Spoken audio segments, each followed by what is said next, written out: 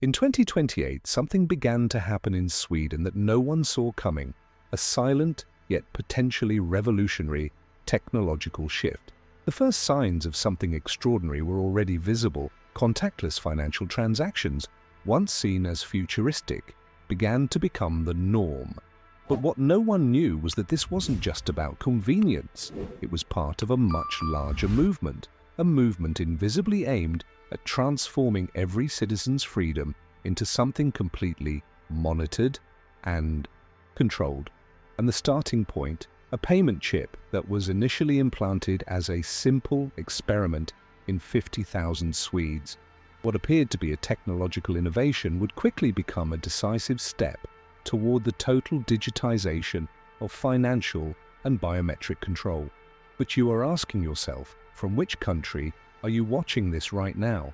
Because what happened in Sweden isn't just an experiment in a distant Nordic country, it's the first step of something that could spread globally.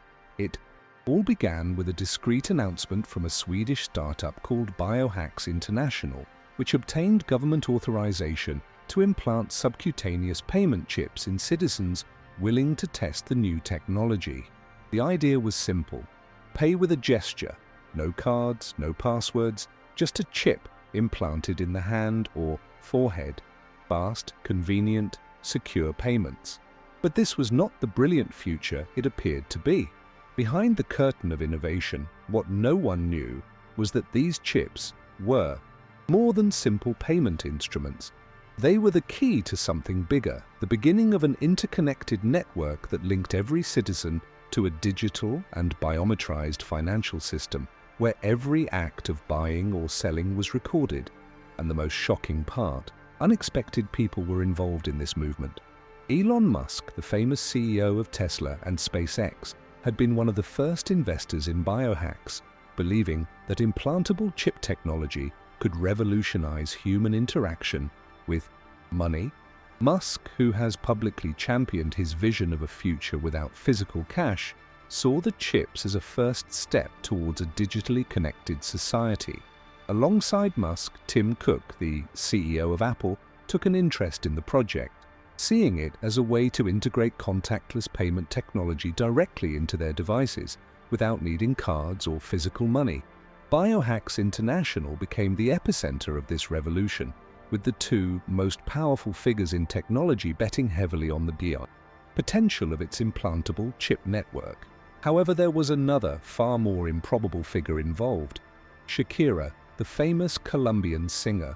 Alongside Tim Cook and Elon Musk, she began to sponsor the project, not for her interest in technology, but for a much deeper goal: to create a foundation that would help digitize the economies of developing countries where people still didn't have access to traditional banks. For Shakira, the implantable chips were a tool for financial inclusion for unbanked people, allowing them immediate access to financial services with just a gesture. However, as the chip implantation spread across Sweden, disturbing questions arose. The artificial intelligence and data algorithms powering the system began to do something unexpected. They started to control behaviors, not just payments, but what people bought, how much they spent, and when. There was something invisible connecting these transactions, something no one had realized until now. The large corporations behind this technology began to realize that by controlling transaction data, they could not only predict behaviors but also influence them. If the system had complete access to the data of every payment, it would have the power to decide where, how, and when people could spend their money. This wasn't just about convenience, but about social and economic control. The Swedish government, in partnership with the European Union, began working on expansions of this technology. And when the implications of this interconnected payment network became clear, it became obvious that the financial future would no longer be autonomous. It would be connected, monitored, controlled. And the question remains, what will be the next step? Who else will be involved in using the chips for more control over our lives? While the world was distracted by the apparent benefits of a cashless society, the true network behind the implantable payment chips was expanding rapidly. What seemed like a benign innovation focused on financial convenience was quickly becoming a weapon of control in the hands of a secret and powerful network. Operation Valkyrie was not just an idea, it was a structured movement to digitize and control the global economy, starting with Sweden as a testing ground. But the impact of this implementation would not be limited to Swedish borders. Lars Johansson, the CEO of Biohacks International, knew exactly what was happening. Although he sold the idea of financial freedom through chips, his true mission was to create a universal payment system where all financial data of every individual would be monitored and manipulated. What Johansson and his allies had not foreseen, however, was the global transformative power that implantable technology could have, not just in consumption, but in the control of human behaviors. The operation was built on a fundamental principle: information is power, and with every chip implanted, the information about every transaction, about every financial movement, about every consumption choice would be recorded in centralized databases controlled by financial and technological institutions.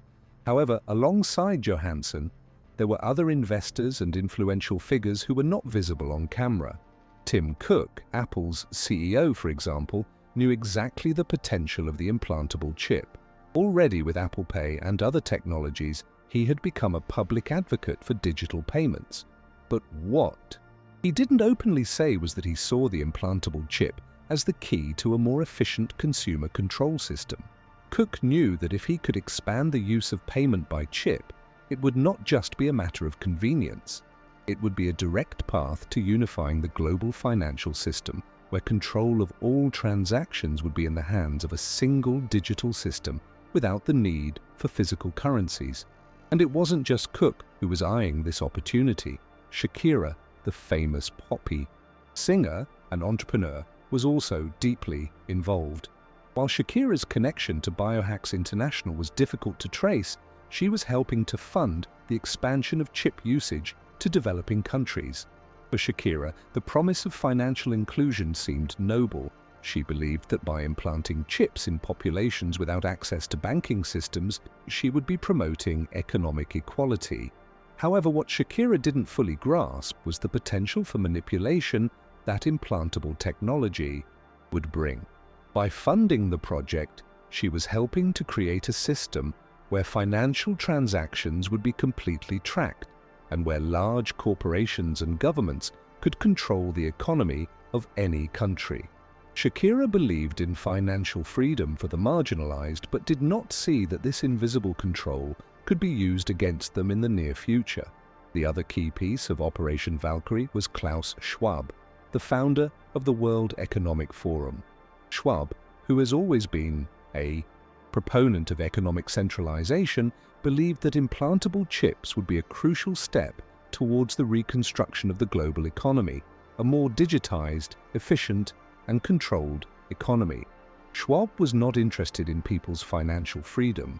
For him, the focus was to ensure that the global banking system was interconnected in a way that would prevent economic instability, guaranteeing that no one could escape the centralized financial system.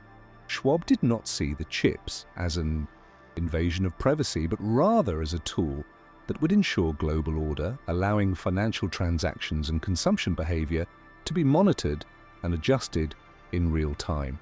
And since the chips would be implanted in thousands, if not millions, of people around the world, he knew that resistance would be minimized until societies were fully adapted to a digital system without alternatives. Alongside Schwab, one of the most unlikely figures was involved in the silent expansion of this network: Daniel Ek, the founder of Spotify. Although Ek was known for his career in the world of music and streaming, he possessed a deep interest in controlling large digital finance and data networks. Ek, with his vast experience in data-driven business models, had a hidden interest in using implantable chip technology as a way to aggregate consumer data to drive new behavior-based economic models.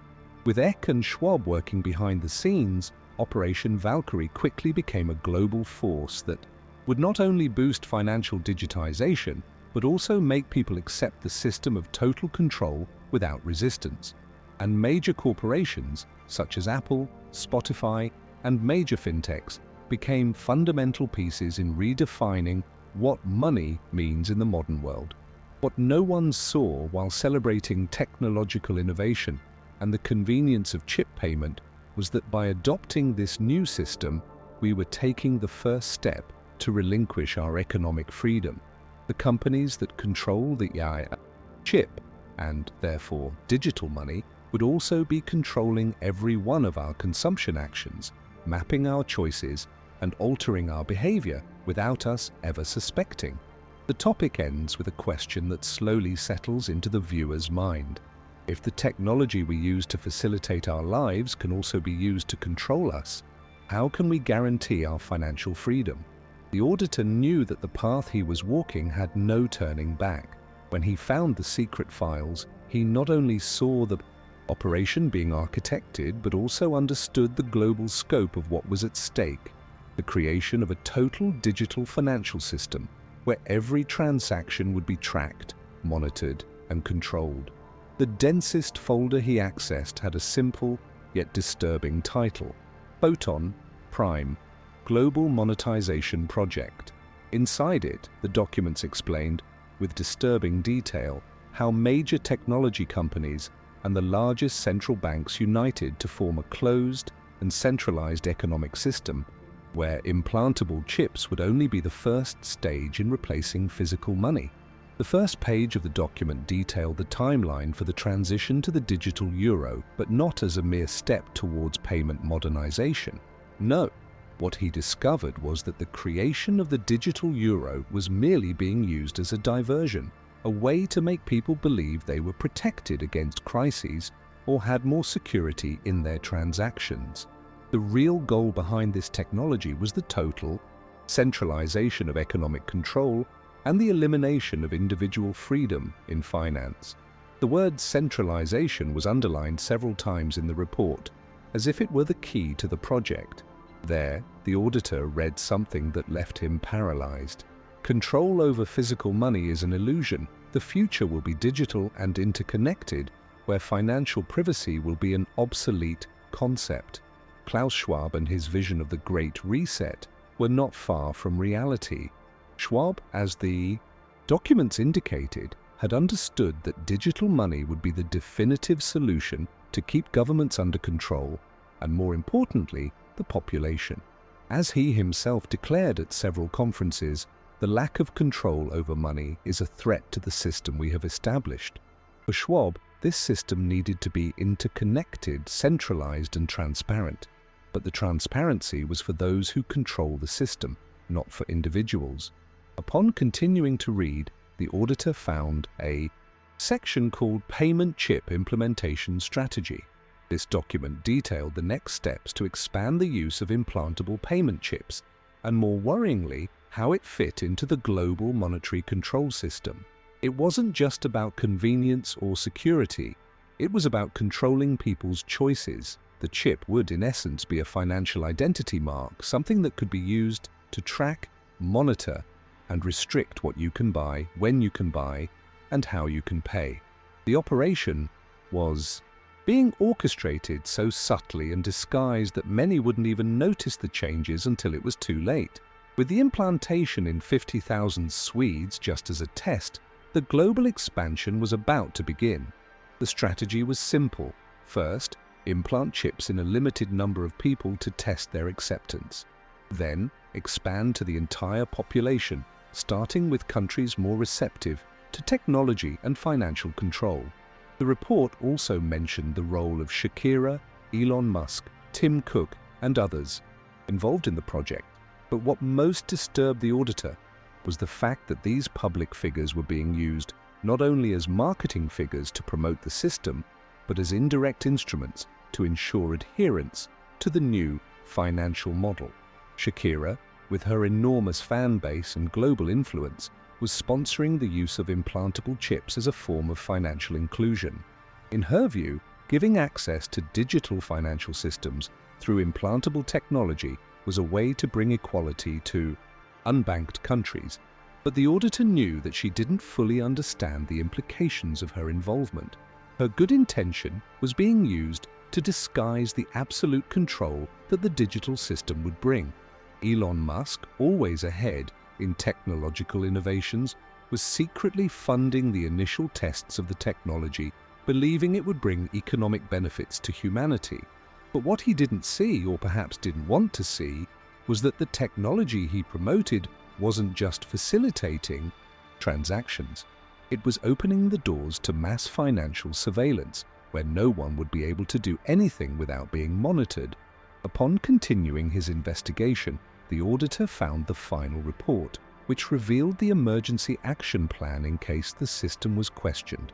If there is significant public resistance to the use of chips, governments may adopt measures to restrict access to bank accounts or limit the circulation of any physical or digital money not under the centralized system. The operation was ready to be implemented globally, and the most disturbing thing of all, absolute control over personal finances was now within the reach of a few who, with a simple chip, could manipulate the behavior of billions of people. And the last line of the document said, "The future is digital, but the true revolution begins when people don't realize they are already inside the system." The auditor closed the file, feeling the weight of reality settle in his mind. He knew that, although financial control was being imposed silently, there was something that could still be done. Resistance would not come from direct confrontations, but from individual decisions, from personal choices that could ultimately bring down the system being implanted. And this is where the question everyone needs to ask becomes inevitable. Are you willing to become part of a system that controls even what you buy, where you go, and how you live? Or will you take action before the financial future becomes an invisible prison? The auditor, upon closing the Operation Valkyrie files, knew there was no turning back. The plan he had just discovered was not just about a technological change, it was a complete transformation in the way people deal with money, their savings, their freedoms, and even their personal autonomy. And the scariest thing of all, there was no legal system that could prevent this. The laws that protected citizens' financial rights were being erased by a new kind of control which was legal, invisible, and insidious. When the payment chips began to be implanted in 50,000 Swedes as a test, no one realized that this represented something much bigger. The first impact was just convenience, a simple payment gesture with the hand or forehead without needing cards, passwords, or physical money. But the true magnitude of this change was not in the conveniences, but in the control that was being established over people's financial actions. With the use of digital money, every transaction began to be monitored, recorded, and controlled. Now, imagine the scenario. Upon making a payment, the government and large corporations had the ability to access, analyze, and eventually restrict what you could buy. In the future, your spending and even your actions would be conditioned by limits imposed by centralized systems, and none of this would be transparent. Money would cease to be a tool for freedom, becoming an invisible chain that you carry in the palm of your hand or on your forehead. With the digital currency system, financial privacy disappears. It doesn't matter where you live, what your income is, or where you work. All your financial movements will now be recorded. What you buy, how much you spend, who you interact with. Nothing will be private. Everything will be tracked and monitored in real time. What was once a personal choice about how to spend your money will now be a decision influenced by a centralized digital system. The governments under the influence of central banks now have the power to control your personal economy. And this control can go far beyond the simple act of deciding how you pay for something. They can block your accounts, limit your spending, or even prevent you from making purchases based on financial algorithms that determine what you should or should not spend. When you no longer own your money, you lose the freedom to decide about your financial life. The first phase had already been implemented. The implantable chips were just the beginning. They facilitated payments, but they also gave the system the power to monitor and control your financial choices. The future would be a world where you would no longer have control over your own wealth. Imagine now a scenario in which you need authorization to spend. Every purchase you make can be evaluated, monitored, and, if necessary, blocked. A simple stroll through a shopping center could be interrupted because your chip is not accepted at that establishment. A purchase larger than the limit imposed by the system can be stopped at the point of sale, or you may be blocked from making high-value transactions if the system decides you don't have the right to spend. This is not science fiction. This is already happening on a small scale, but it will be scaled globally as digital money becomes the only valid option. And the impact is not limited to purchases. Controlled digital money can also be used as a tool for social control. If you commit a political, economic, or social infraction, your account can be frozen. And the worst part, no one escapes this. It doesn't matter where you live, the system will be global. The answer in the shadows is starting to become increasingly real, as individuals who do not accept this new system will be marginalized and even isolated from financial options. Money, which was once a means to freedom, now becomes a tool of control, where people, their choices, and even their privacy will be totally invaded. However, the true resistance does not come from a revolution. It is not necessary to overthrow governments or financial institutions. The true resistance lies in refusing to participate in a system that does not respect your rights. The resistance begins when you opt to live outside the system, refusing to be controlled. This may mean investing in real assets, such as gold, land, or local businesses that do not depend on digital systems. This means taking advantage of alternatives that the financial system does not control, such as decentralized cryptos or local currency. The choice, in the end, is yours. Will you submit to control, or will you seek your financial independence? The system is being implemented and the payment chips are just the beginning. You can accept it or decide not to be part of it. The true financial freedom begins with the ability to choose how you spend, where you spend, and what you do with your money. And you still have that choice. The topic ends with the most important question of all. How far are you willing to go to maintain your financial freedom in a world where everything from your purchases to your choices can be controlled by a digital system?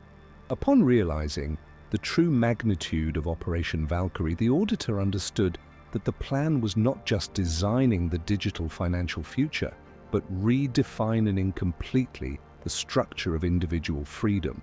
What seemed like only a technological advance in the convenience of digital payment was, in fact, a complex scheme of social and economic control. Physical money no longer existed, but now every transaction, every financial movement, every choice would be made under conditions imposed by a system that was nothing more than an invisible prison. The most surprising revelation came upon accessing the last part of the file, called Photon Prime Total Connectivity Operation. This document explained clearly and coldly what true financial freedom meant within the new system.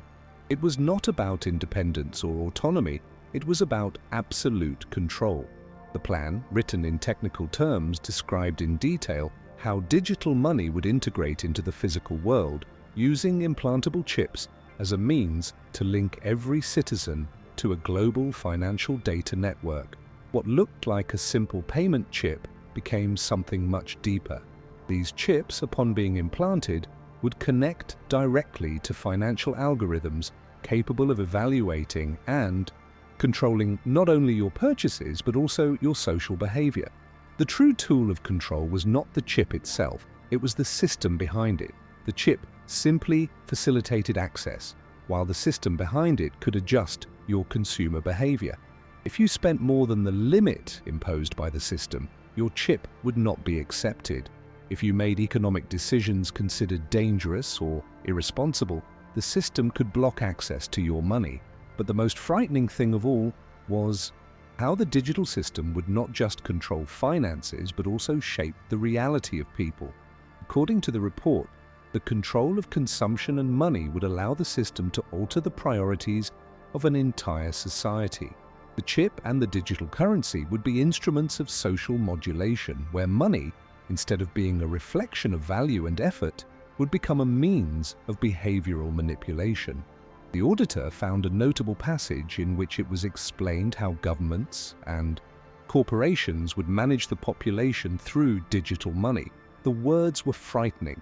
The true purpose of the digital control of money is to transform individuals into manipulable pieces within an adjusted economic system. It is no longer about financial freedom. It is about conditional freedom depending on behavior. The operation was now clear.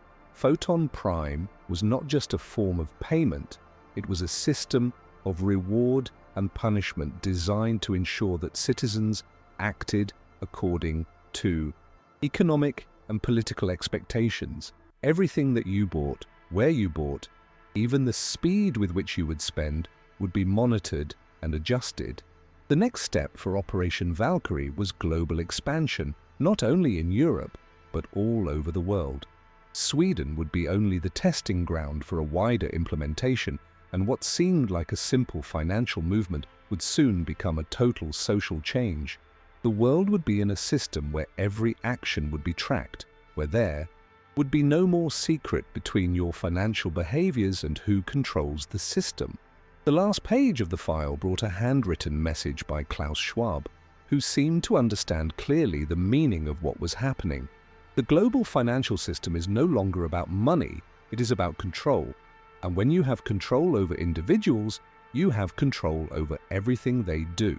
The reality was now exposed. Operation Valkyrie had been designed to implant a system where digital money would be the only currency, where financial freedom would become an illusion, and where people would be manipulated through their consumer choices. And the true question now is, how will you react when you realize that your transactions, your purchases, and your life choices are determined by an invisible control system? The auditor looked at the screen and made a choice. It was no longer about investigating. It was time to act. The question now was for everyone: will you let your financial freedom be transformed into digital control? Or will you seek alternatives to recover what really matters? Your independence. The future is already being shaped, and it is in your hands.